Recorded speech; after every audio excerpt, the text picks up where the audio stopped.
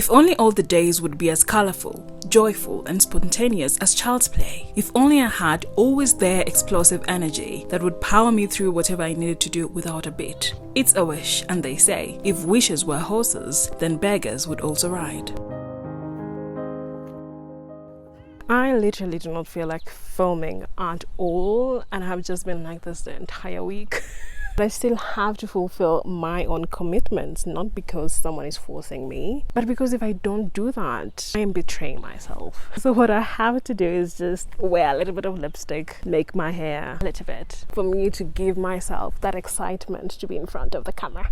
You know when people say work for yourself or follow your passion and you will never work a day? It is obviously a complete lie, because even when you're passionate about something, it doesn't mean that you're going to be excited to show up. That's why they say don't make your hobbies your job, because there's so many things to any kind of job really that is just not exciting. This has been my go-to hairstyle for the past few days, but the wind is destroying it. It's supposed to just lie like this. It's supposed to be just my life is like a movie.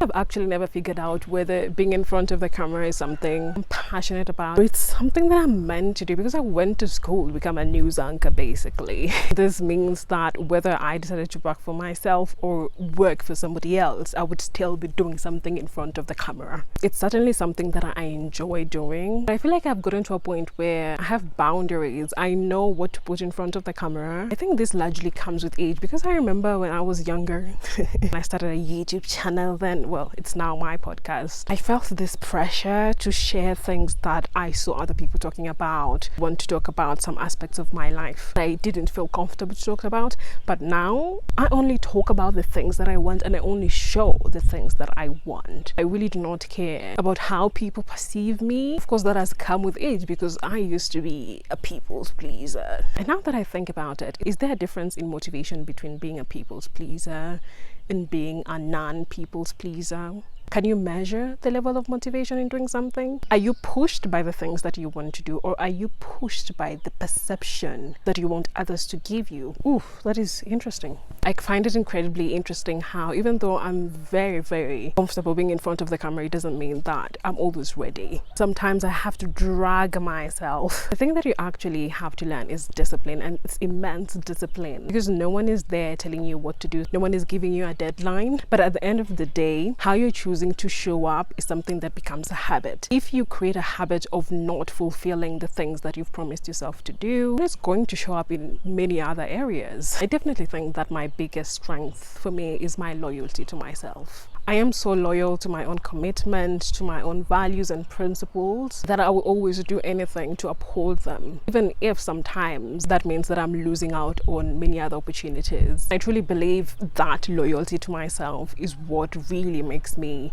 to get up and do something even when I don't feel like doing it, because the feeling of letting myself down is actually bigger than the feeling of just not doing it. Actually, one of the films that I've been watching, well, it's a TV series, a Japanese drama that I watched the past few days. It has been incredibly inspiring, I would say. It's called Rikuoh. It's a story about a company that had been in existence for a very long time, and suddenly they're finding themselves at a point where they have to reinvent their product offering, or they might actually stop existing, and they decide to create a new marathon show using the know-how that they've perfected over years. But the journey of creating that marathon show, the challenges that they went through, my goodness, getting the funding, trying to have a track record so that they can get that funding, because when it comes to business, you cannot get investment or funding just because of this dream that you have that you're going to make this product successful. You need to have proof that it's actually going to work. And just watching that story unfold, seeing that tenacity, the perseverance, doing something even when the entire world doesn't believe in you, I truly believe that that is not really emphasized. That's why a lot of people are always romanticizing business, or even romanticizing work in a capitalistic society. People think that it's just about hard work, but there's so many things that go into to building something. And that's why the people who always win in the end, it's not the people that are the most talented, it's the people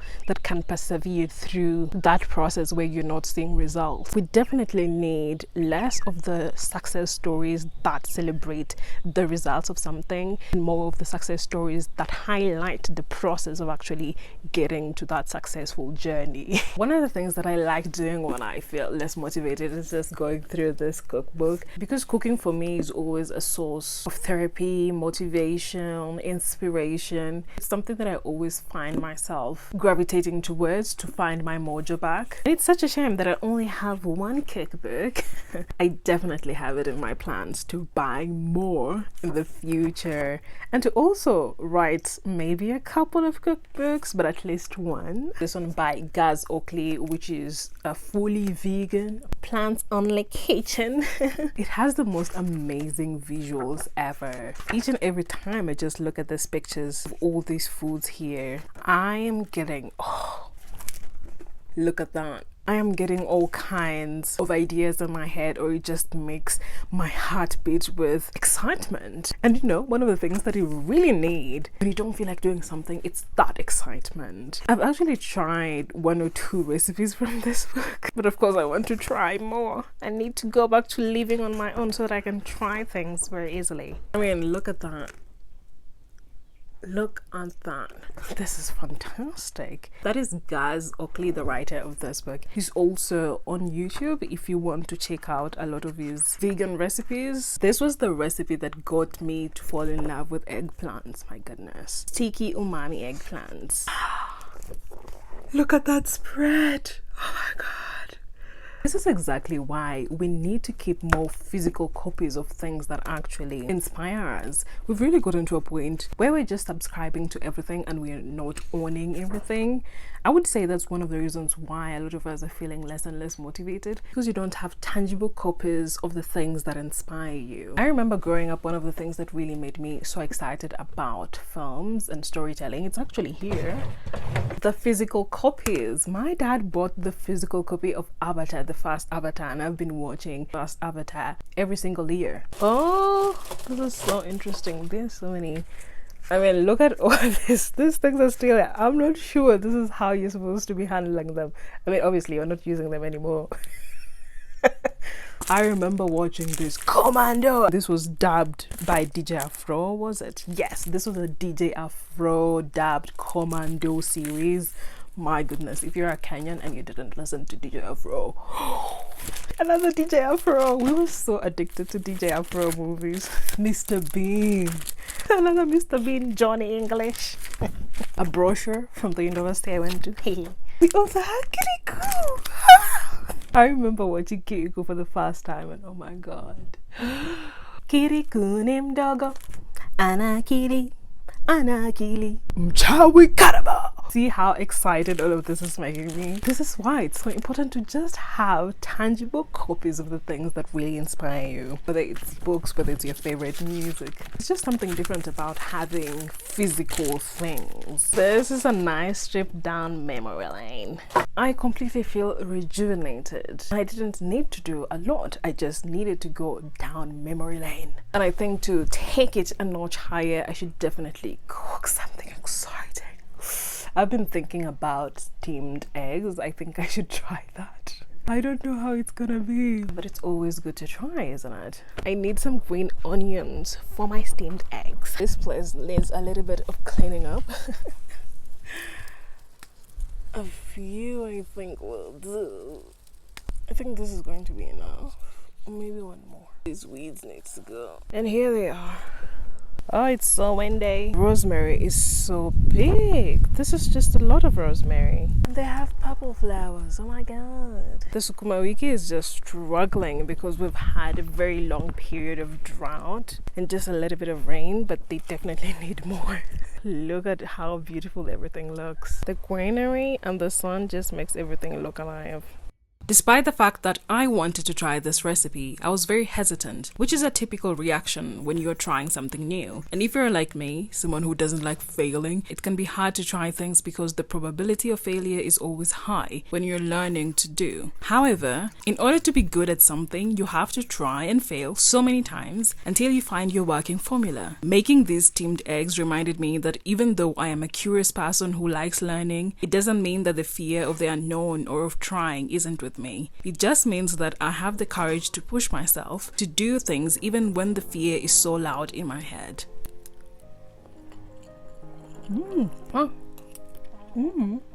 It's actually really good. The top has a lot of green and then the bottom is just yellow and white. This is actually a fantastic way of eating eggs. I definitely overcooked it. It's very dense. It's not airy and puffy. I also wonder if there's some other things that are added to steamed eggs. If you add lemon juice, does it help in making it fluffy? If you add baking soda, does that help? I don't know. I'll have to do a little more research, but I definitely like eating eggs in this manner. It just feels like it's healthier. But I definitely think that it can actually trap you into eating a lot of eggs, because I used to eggs and it's barely there. You could actually find yourself eating like 4 to 5 eggs just because it's steamed. I don't think that's healthy at all. This is the last bit. It's so addictive. And the spring onions, they definitely add a really wonderful flavor to this. This is an absolute treat. I almost allowed myself to have a horrible evening because 1, I cut myself while chopping meat, and 2, I had lost this little guy here, one that normally covers my microphone. It plays a huge role. It's a wind muff and it prevents very strong winds to be caught up when I'm filming. I actually started panicking and I was just like, how am I going to continue filming without this wind muff? But I found it.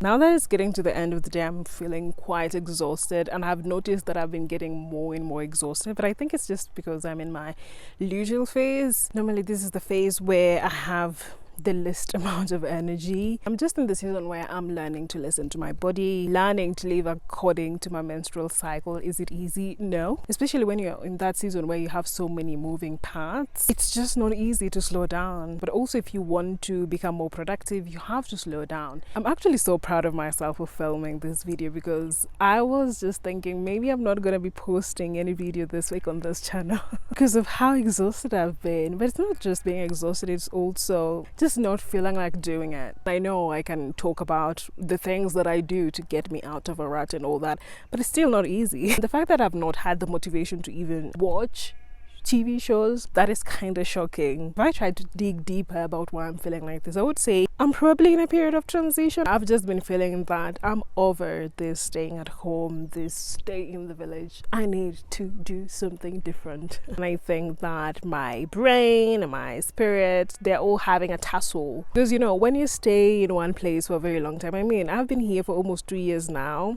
it becomes your normal. And making a change, even if it's good for you, it becomes harder. You kind of have to talk yourself into it. And I feel like that is exactly where I'm at now, because I'm just like, but I like where I'm at. But I know that I have to make changes for me to go exactly where I wanted to go. This has always just been a stop, just a temporary destination. But it's so hard to get up and continue the journey. And of course, it's even harder when you don't know exactly where you're going and you just have to trust yourself. You cannot look to anyone else because no one has walked your path. It's kind of difficult to be the kind of person that is living a life that is the fast, especially in my own family. And of course, that comes with a lot of doubts. And sometimes those doubts can be so debilitating that they prevent you from actually taking a step forward, and that is not productive.